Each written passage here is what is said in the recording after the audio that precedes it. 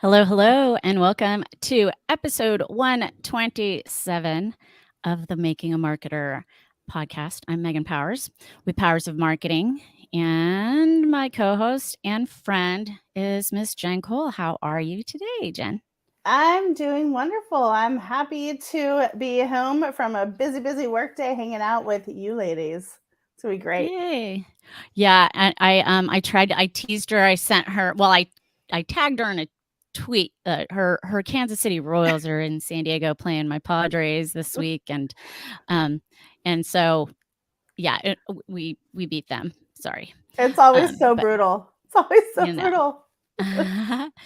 And we have a friend. Welcome to Militia. Thanks for being on with us. All Yay. right. Our guest today is also a friend to both of us. She skipped town and doesn't live in San Diego anymore. She's out in Nashville, but want to welcome to the show the lovely Marisa Cali. Hi, Megan. Hi, Jen. Thank you for having me. Happy to be Uh, back on the show. I think this is my second time on the show. Nice. So, yeah, happy to Dang, be that's here. awesome. So I the topic of the show today, boys and girls, is about live streaming. And Miss Marissa is used to being on the other side of things. She's not used to being on camera. She's used to pushing the buttons and stuff. And so today I get to be on camera and pushing the buttons, which is always fun. So I'm excited to dig into this. So let me read her bio. Marisa Cali has managed and grown her own consulting business since 2015 and embraces the benefits and challenges of the work from anywhere lifestyle. In April 2020, she launched the Live on Social Now Productions division of her marketing consulting business, which blends her love of tech, project management, and creativity. Over the last 4 years, Marissa has had the pleasure of working with exceptional corporate and educational institution partners to execute virtual events, exclusive fireside chats, inspirational keynotes, video podcasts that build community, and corporate events that don't suck. My favorite kind. In May, she launched Resilient Events along with John Harris on 100 TV Network, the one stop destination for exclusive weekly shows by independent creators. Resilient Events highlights the constantly changing world of events, its highs and lows, and why that's led them to believe that resilience is a foundational mindset for success in events, business, and in life. Speaking my love language, Yes. events, girl. Yes. It's my thing. All of the things are events, if you really look Everything's at an it. event. Yeah, for Yeah. reals. Yeah. Hey, Christone, welcome to the show. Hey, Christone. Thank you to everyone on the live, on the replay, listening on the podcast. We appreciate it. Jen, let's get cooking. Yes, let's get to the meat of this thing. I'm so excited. I love talking about live video. So this is going to be an extra special episode. So, all right, Marissa, let's just go. Can you explain the importance of live video production in today's digital marketing landscape? And how do you think that it enhances a brand's marketing efforts? Well, yeah, I think one, it's as much as us as marketers think that everyone's live streaming and you hear that, oh, you have a podcast. Oh, doesn't everyone have a podcast? There are still a lot of people that do not have it, nor they are not going live. So they are still trying to manage their content calendar in Canva or Adobe and creating these very stale, boring images. While the templates have improved, they're not going live. And so you're not able to see the authenticity. You're not making any connections with the online audience. And so it's super important to have some type of live. And I say some type of live because I think people are very terrified of going live because they're not prepared. But I do a lot of live. So we record as if it's live. There's a little bit of editing, but I think that reduces some of the fear as well. And it's just really important to have something live out there, especially if your goal is to connect with others. So Yeah, build that community and build that thought leadership. It's a great way to do that for sure. Mm-hmm. Well, and that's why we try it's not this every month, but we try to do every other one live so that we're walking the walk, Yeah. and getting to interact as much as we can with our community. But like like we know, generally speaking, if you don't have a same time like every week, it's very hard to for you to get Yeah. your show on other people's calendars. But I'm Mhm. right there with you in terms of needing to have something Yeah. that is live. And if it's simu-live, don't you would probably have them be on when it broadcasts, right? So they could be in the comments. Yeah, either them or someone on their team, depending on who they are. I think one of the things that a lot of people, and I don't know, I can ask you guys this, like in terms of preparation, it's about the same when you're going live versus recording your episode. You might just have a Yeah. little bit more editing if you guys record and don't go live. And I think a lot of people forget about that. They just think that they can go live and not either repurpose it later on, or don't do like an outline and a proper like preparation strategy so they have a goal of each live. Yeah. Yeah. All right. Cool. Well, I think we can all agree that video has been the essential thing marketers have been told to have as part of their content plans for the last probably 6 years. So I'm curious what motivated you to make live stream producing a main part of your consulting Mhm. business. Like, what was the tipping point there? Well, part of it was two parts. I really I pride myself on, and someone told me this today, and I'm gonna roll with it. Low tech, high value content.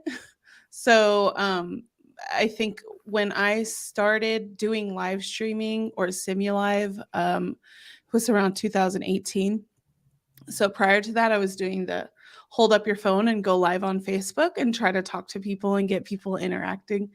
Um, but we decided to start using StreamYard back in 2019 to record podcasts because it was a way to connect with people outside of the office. And this was like obviously before COVID and Mhm. before the everything shut down. And I was really expanding my network outside of who I knew in San Diego when I lived there at the time in 2019. So that was one of the reasons why I wanted to start live streaming. But then I realized how much work is involved in doing an Mhm. actual live stream, getting people to show up, repurposing it. And at the time, I just didn't, I was really focused on managing a lot of content and really doing a lot of consulting. And so I didn't have time to show up on camera and show up prepared. And at the time, I had a co host who I hate to throw him under the bus, but we just weren't aligned with like tasks and I couldn't do it all myself. So I started helping my clients actually get on video and creating content that way. So then I realized, oh, there's like a way to actually be a producer and like help them get it like visually aligned with their brand and make it easy for them so they can show up with the right energy and not have to be like looking down on the camera on the thing and trying to press the buttons and not being Yeah. able to connect with their eyes into the camera. So that's how it happened. And that was really like right in mid March 2020 when my clients were trying to get their content online and we didn't have a way to meet up. So, Right. that's how it happened. And I was like, I'm going to set up a domain. I'm going to make a website. I'm going to do this. I'm going to start creating content around producing. And really it was to help people. Yeah. Oh, Because that's great. I was tired of seeing people like try to figure it Struggle. out or not branded. And it was just like I knew the marketing background of the benefit of live streaming. And it was just they were going live with Zoom with Black, which is fine. But like, if you're really like a corporate brand, like not like trying to make your own brand yourself, like you should invest in that. So Yeah. that's really how it started. Yeah. Well, what a time. I mean, that super smart because, yeah, I mean, nobody knew what they were doing. And I mean, and except for the people, like that were already doing it. Everyone Mhm. else was just jumping on, and me working in the event space. Yeah, I mean, all of the event tech just started to blow up, and then everyone's just trying Mhm. to figure it out. So yeah, that's awesome. Very cool. Yeah. And the second part to that was I was really, when I said I was helping people, I was, this is a really tough time in our country. There was a lot of unrest. Hmm. I was working with people that had good messages to share, and I was sitting behind the computer producing these really important conversations, and it really aligns with who I am, to be present for conversations that matter. And so that turned into like my slogan, because if you're busy trying to press the buttons or figuring out how to do your show, you're not present. You're not listening to your guest. You're not trying to deliver the value. You're just kind of trying to do multiple things. So How it dare just you? became, I mean, Multitask. you're more experienced than a lot of the average people that are live streaming. I'm not Yeah. talking about someone like you, but like, it's just not possible, Yeah. So No, for sure. And I have said in the past that when I listen back, I often hear things that I didn't hear the first time because I am, trying to figure out, like, sometimes, like today, I think we have a pretty easy day, but sometimes our guests will answer questions that are later on in the beginning, and we're like, oh, so then we're like in the dock, right, in the run of Yeah. show, kind of scrambling to figure out what questions next, or it's going long, and then we have to figure out, all right, which questions do we keep and which do we cut, and that kind of stuff. So yeah, right. so sometimes there's a little bit of that. I feel like I'm present enough that I'm answering back if I've asked, if I've asked a question, but Hmm. yeah, you're totally right that this is like my many a time doing this. So Yeah. Yeah, practice so makes there's that. perfect. Well, not even Yeah. perfect, but practice makes you better. So Yeah, Right. for sure. Right. we've rolled with a lot of punches on this show, that's for sure. So Marissa, there are a lot of things to remember and a lot of things to plan for when you're thinking about doing live streaming. So, what are some key things that businesses can think about when planning live video production, and then are there specific elements that they should focus on to make sure that their live broadcast is really going to be successful? Yes. So there's two main things that I think you definitely need to, first of all, think about, and this is a marketing, 101. What's the purpose of the event? Like, and this, I know this is an event in our eyes, but a lot of Yeah. people don't view live stream as an event. It's an event. You plan for it, you put it on your calendar, you write around a show. There's all these things. This is a plan, right? So what is the purpose of it? What are you trying to connect? Like what is, and then that can kind of influence how you deliver. So is it an interview? Are you doing trivia? Are you doing is it just recording evergreen content for your website? I think if you don't have those two things first, you can't get started. And a lot of people will start producing their show or making their studio without thinking about that. And then they're starting to record and they're like, well, okay, what do I talk about now? Well, because you didn't plan what the purpose of your live stream is. And then another big thing is the call to action. Thank you, Megan, for having that on the banner like all the time. I think a lot of people don't or don't even have one.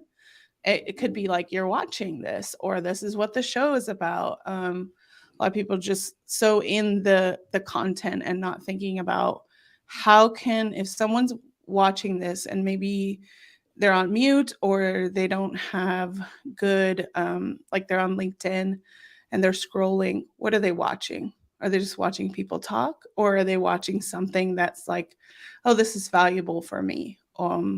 So I think that you have to think about those things anytime you're planning a live stream or event or what a series of events. I mean, a lot of people think about these things weekly. I do a few series that are like quarterly, and they're all Mm. similar because it's branding every time. And we always think about what happens after the event is over and how do we reuse this. So, Yeah, reusing content, super important. Hey, and I just want to say too to our friends, we have everybody has shared it to their own platforms, and we don't get the comments on the other streams. So if you're commenting on Jen's page or on Marissa's page and we're not responding, that is why. I just want to give you a heads up that Okay. StreamYard is awesome that it allows us to broadcast and to multicast, right, in so many different Mhm. places. But we're only getting comments from the main accounts that I Yes. put it out to. So just wanted to share that. We're not ignoring you. We will reply to your comments after the show. Yes, indeed. Uh, Bet that on that. we learned that one time where we were like, "Huh, weird, nobody was here," and then all the comments were on Jen's page. We're like, "Oh, that's where everybody was hanging out together while Yeah. we were Right. talking." That's interesting to know because I think a lot of Yeah. people, I think it's the first time I've used guest destinations. One, it's easy for me to connect my destinations. I already have a StreamYard account, but Right. Yeah. I was producing a stream a couple weeks ago and my client wanted her guests to connect to theirs. And I was like, well, I'm gonna have to connect with him beforehand and have him sign up for a StreamYard account if he doesn't have one. Like it was too much. And he has like, 20,000 followers, and it was really we were bummed to realize that workflow. But Right. maybe it'll improve later on. So Yeah. No, for sure. That would be cool. I could see it being an issue, like 10 different trying to feed 10 comments from 10 different streams into Ooh, this yeah. one mhm. multicast. But all right, so let's talk mistakes. Yeah. Not necessarily bloopers, but although we do like to talk, Jen and I recorded 5 minutes of a show not that long ago where I hadn't hit the go live button. So it's stuff like that does happen. What's the number one mistake that you think people make when they live stream? Well, the first one is not hitting record because I mean, I've done it. I've even done it as a I've done it producer. too. Everyone's done Um, it. I think one of the big mistakes is people, and we talked about this about repurposing. I don't really want to go into that yet. We might talk about it later, but people don't have a contingency plan for Oh, if the guest doesn't show up, if the guest's like internet goes down, if they can't connect, if for some reason it doesn't go live. They did all this preparation, promotion, and it doesn't go live. Like, what is the backup plan? And a lot of times that won't happen, but it's happened to me in over 300 streams. Maybe 2 have went wrong, and one of them I had a contingency plan. The other one I did not. So it was did it you was tap actually dance? no, it was actually just recently happened, and Okay. I don't know if he'll watch this, but it was a connectivity issue between the streaming software and LinkedIn, so Oh. it never went live. Um, Oh no. and I was on the plane, so there was not much I could do, and I probably should have had a better contingency plan if that didn't happen. And that's just one of the things you can't control, but maybe reviewing that and knowing, okay, like I will be on the plane. If this doesn't happen, then this is what needs to be done. You know that can happen. It hasn't happened in how many streams that I've done. That's amazing. That Yeah, percentage is so respectable. Like, It yeah, really is. yeah. It's amazing. yeah. And it's a testament to the software, the planning that we're doing. We've had a host that like an MC that didn't show up till like 2 minutes before going live. And so we were talking about someone else filling in as the MC. And luckily we had a full run of show, the script, like we had all that. So it was nerve-wracking for that person. But if we didn't have that, if the MC was the only person who had the script and the run of show, then it really could have been bad. I mean, it turned out fine, but the contingency plan is always important. something, especially when Yeah. you're dealing with such high level events. You definitely need to have that built in if something Yeah. goes wrong. For sure. When I was speaking a lot during COVID times, I would record my rehearsals and I would give my best rehearsal to the show organizer so that if anything Nice. happened with my connection, that they would then have Nice. that backup and be able to just play the video. So Yeah, that's um, smart. Yeah. Very to, smart. I mean, not every speaker is going to do that for you, but it helped me to recording mine helps me to play it back too, to like Yeah. try to figure out what I should do better and all that kind of good stuff Right. too. So Can I say one more thing? And I think course you can. the people are very afraid about going live, but I had one that was a gala that was about 90 minutes long, and they wanted it full pre-recorded, like with all the elements like put together in one video. And we were like, no, because if the video freezes or goes down, we are gonna have it's gonna be bad. Like, and this was live streaming a gala. And I'm glad we didn't do that, because there were some videos that came out grainy once they were produced and delivered to us. And we were like, okay, well, that's fine. But what if that whole video was grainy? Like, what if it was just bad quality for that particular segment, and we had like the MC come in and, do her little ad lib, and it was fine. Yeah. And if you didn't have an MC or a live MC, you couldn't do that. You would just be like, well, the video's not playing, or the video's bad. And there's no way to prevent that, really, because it's one video file loaded. So Right. I'm always an advocate for live. You can always Yeah. improvise with live. Yeah. Yeah. It's true. As long as you have a backup plan, I think you're good to go. Mm-hmm. Got a plan. For sure. And if you don't have a backup plan, then that's when you're going to need it. Yeah. Right. Every time. Every Yeah. time. Right and true. All right, so it's halftime. We're gonna take a little brain break, and I got to thinking this past weekend where I didn't make any plans at all, and I started to feel kind of bad about it, and then I was like, wait a minute, I have the most crazy 6 weeks ahead of me. This is just what I need to do nothing, and I did stuff around the house and whatever, but I didn't make any plans with anyone, so it kind of got me thinking about.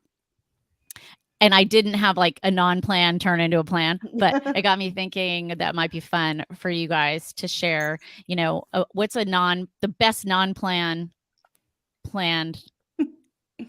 thing. Oh, well, who's Jen. going first? Yeah, let's go Jen first. Okay. Yeah. The best non-planned plan.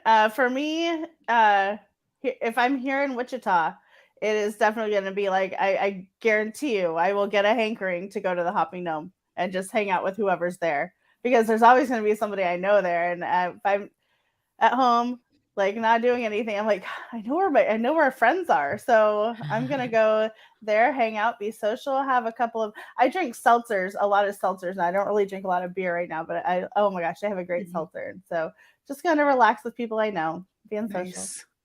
Nice. Excellent. Marissa, what about you? I have a really good no plan story. I recently went to London, and I booked an Airbnb right away when I knew I was going, and the Airbnb host basically went ghost on me. And she was a super host, so I assume that they're supposed to respond to you right away and like be really open with communication. That didn't happen. So I don't know. Hopefully she's okay and like alive. Like, I don't know what happens if people like die and they like Airbnb, like I don't know what happens. Anyways, so I booked the Airbnb, and I was like, okay, the trip's in April. We have time. This is November. I was like, this is fine. No big deal. Like we'll get a place. I'll figure it out. And ended up like 3 weeks before, one of our mutual friends, Sarah Clay, which you guys all know, she lives in the area of where I was going. And I reached out to her and I said, hey, like, do you possibly have like a place to stay? Like all the Airbnbs that we saw weren't within our budget, and our Airbnb host like went ghost. And it turns out her neighbor had a whole house available. So we stayed there for 4 days, and it was awesome because I didn't worry about it. Like I was just like, okay, like it'll all work out. Let me just reach out to my network, and had an amazing time and got to stay in a 4-level house in the UK and pay for electric for those 4 days, which is that's awesome. Dang, that's amazing. I love how that worked out. Yeah, it's a really good testament to just not worry. Everything will work out, because I am, my job day to day is a planner. Right. plan things, project manage, like everything is like has a deadline, and I'm really trying to embrace that this year because I'm not so good with it in my personal life sometimes. Oh, this is going on. What time? What time are we going there? Logistics. Like, what are we doing? And it ends That's up funny. being really fun just to let things flow. So Yeah, for sure. Well, and I'm a planner also. Like, right, yeah. I plan events. And but I, for myself personally, I can fly by the seat of my pants. Like Marissa, I could have like arrived in London and booked my place when I got there. Like Yeah. that's how I can roll. Yeah. But mine is it's funny because it just hit me as you guys were talking. I had a friend whose roommate I got to know a little bit, and he called me the morning of the day they were having a housewarming party and said, "Hey, yeah, so we're having a housewarming party tonight. If you're in the neighborhood, I booked a flight and flew to Phoenix that What? afternoon." Yeah, That's so amazing. I ended up dating him for a few months. It was It's kind of cool. interesting. Krista, Yeah. wow, I couldn't do that, Marissa. I'm too much of a planner. Yeah, well, I mean, she ended up getting it a few weeks before, right? Yeah. She didn't pull a Megan. She didn't Yeah. just roll in and But I also that was my backup plan. I would pull a okay. Megan. Like if worst case scenario, I'll find a place when we arrive or a day before or something like, and I have to pay more than I budgeted for. But I knew that something would Maybe. happen. So maybe, Hotel right? Like Tonight. Yeah, Hotel Tonight's a beautiful thing. right. I booked on there plenty of times and gotten like really good deals in New York Mm-hmm. City and that kind of thing. So, um, amazing. All right, fun. All right, let's kick off second half. Oh my gosh. All We're right. gonna go over time too, by the way. Yeah, So clearly. Sorry. we'll cut out. We may end up cutting out a question since we went over in the first half. That's fine. Go for it. All right. Okay. So every brand has a story to tell and an audience to inform. I know a lot of brands out there are like, I'm not sexy. I don't know what to talk about. But, Mm-hmm. everyone has a story to tell. I am sorry about Floki. So, It's okay. okay. But what are some creative ways that businesses can leverage live video production to engage their target audience and stand out Mm-hmm. from the competition? Because I feel like that's when you're getting on live video, that's kind of what you're doing. Yeah. So one of the things that I think you're right, a lot of people are in their head and they're not sexy, they don't have a great brand.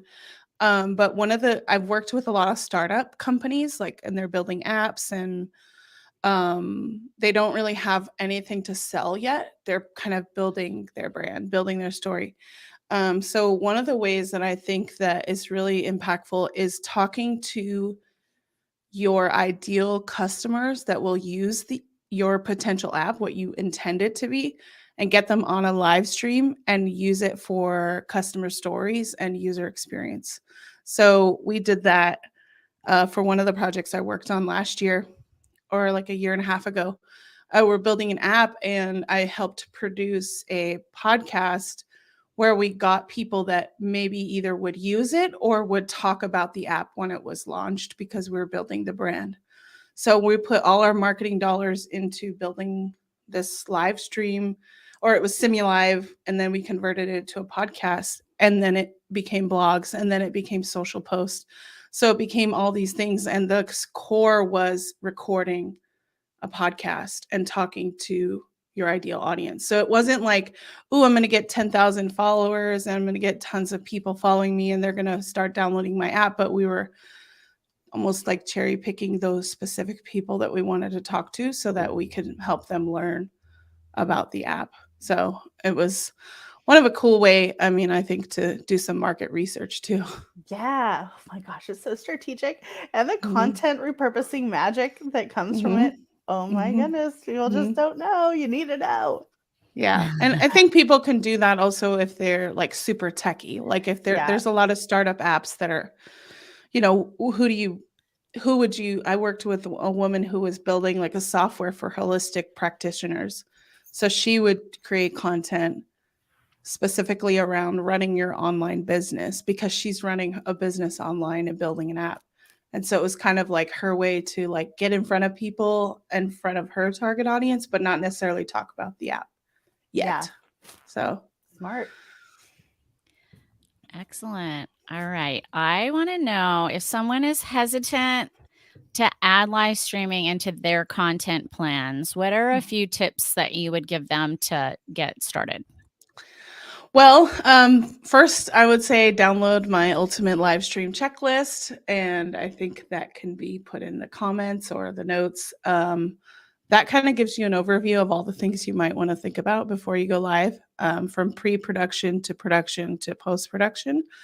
Um, and then I think go back to, what is the reason why you're doing this? And it should align with your business's why and mission, and not really getting caught up in the numbers because, like Jen said, it's a content gold mine when you can create content like this and then use it for other things. I think right now, if you're hiring a social media manager, they should know video, they should know how to podcast, even though, especially when you're building stuff, you can't really do it all. Social media manager is like a job of 5 people in one sometimes, Mhm. depending on, you're writing content, you're engaging, you're doing all those things. So if you can utilize live streaming and leverage a way to connect on video, I think it's definitely really essential. And then my number one tip is please look into the camera lens, Yeah. like right there. Like, it's so weird because I'm not making eye contact with you all, but I'm like, I can hear you and I connect with you, but I'm looking into the camera because if I watch this back, I wanna be able to know that, I can connect with the people watching versus, like, Yeah.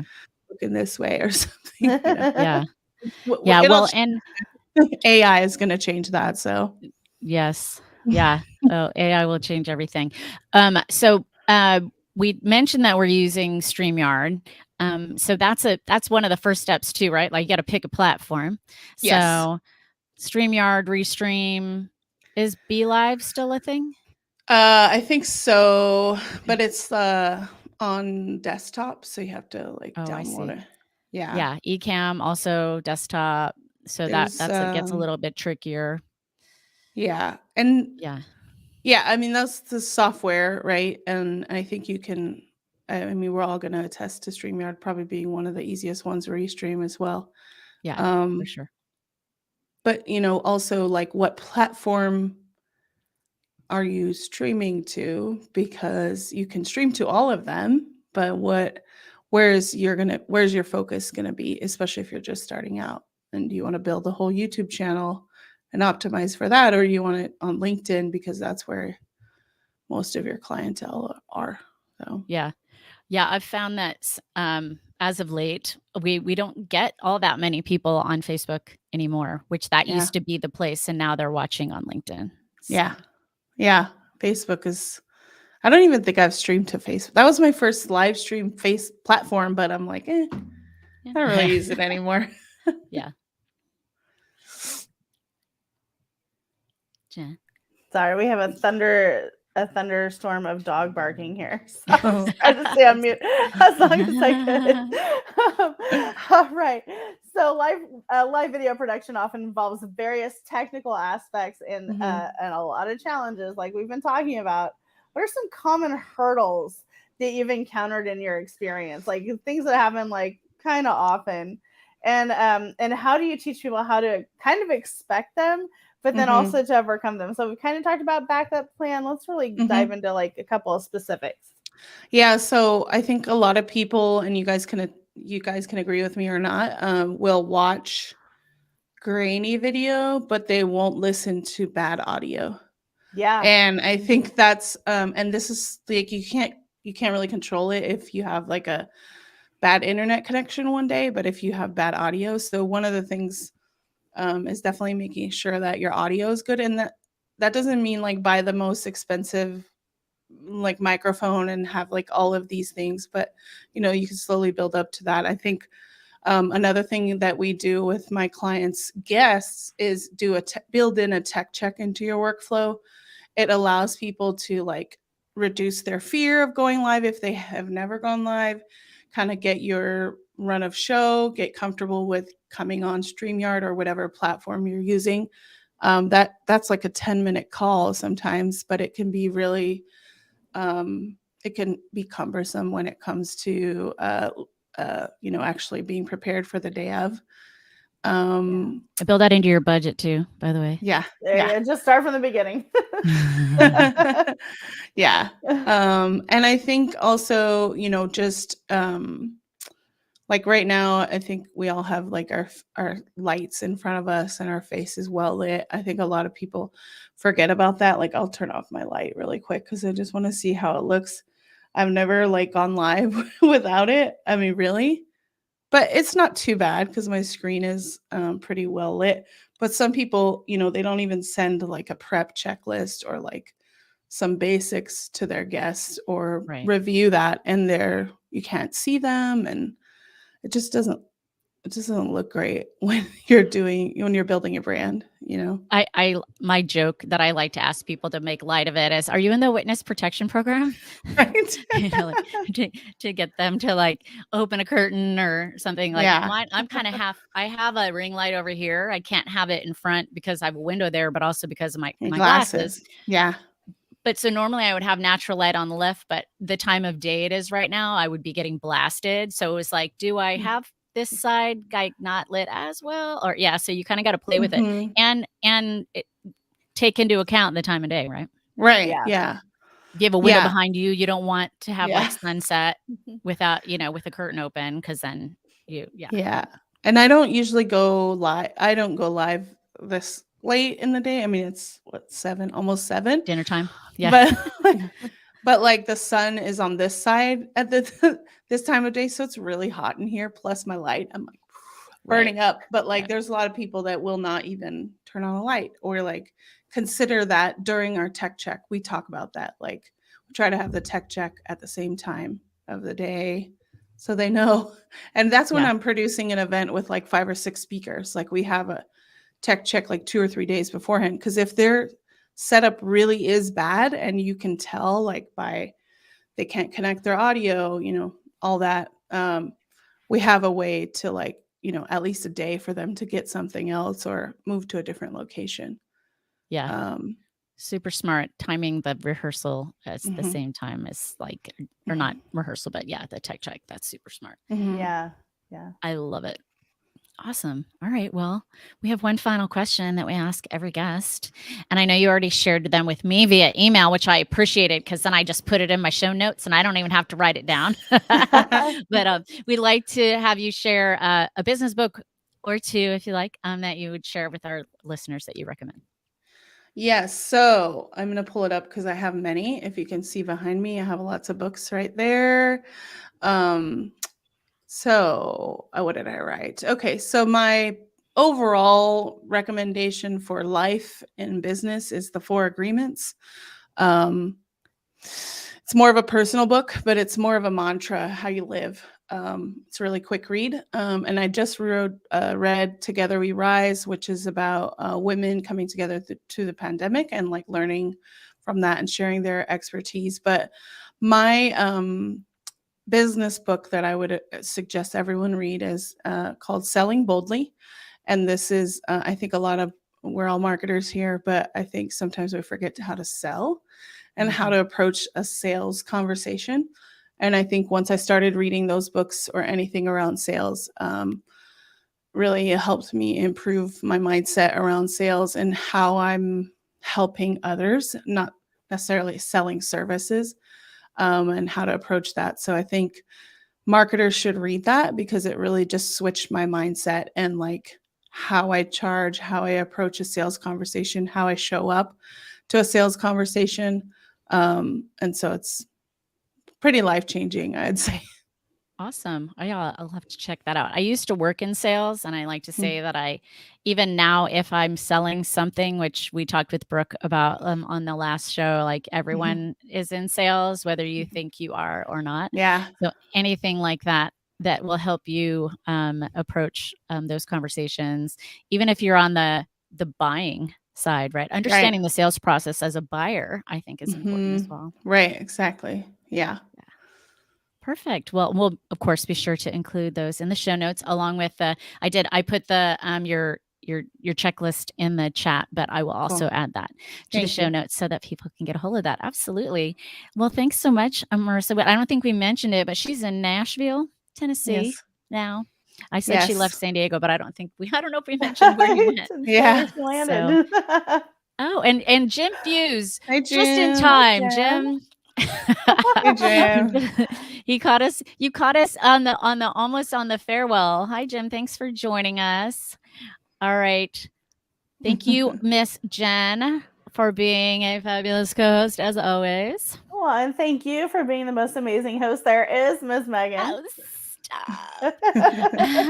Thanks for being with us, Marissa. We appreciate Thank you. I really had a good time.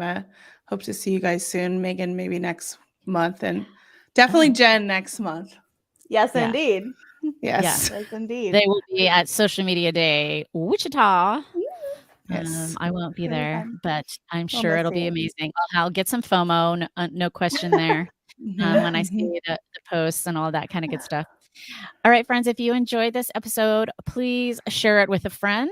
And if you are so inclined, rate and review us on the platform that you prefer. Thanks for being with us, whether you were live in the chat or watching the replay or listening on the podcast. We appreciate you all. Thanks so much, and we will catch you next time. Bye. Bye.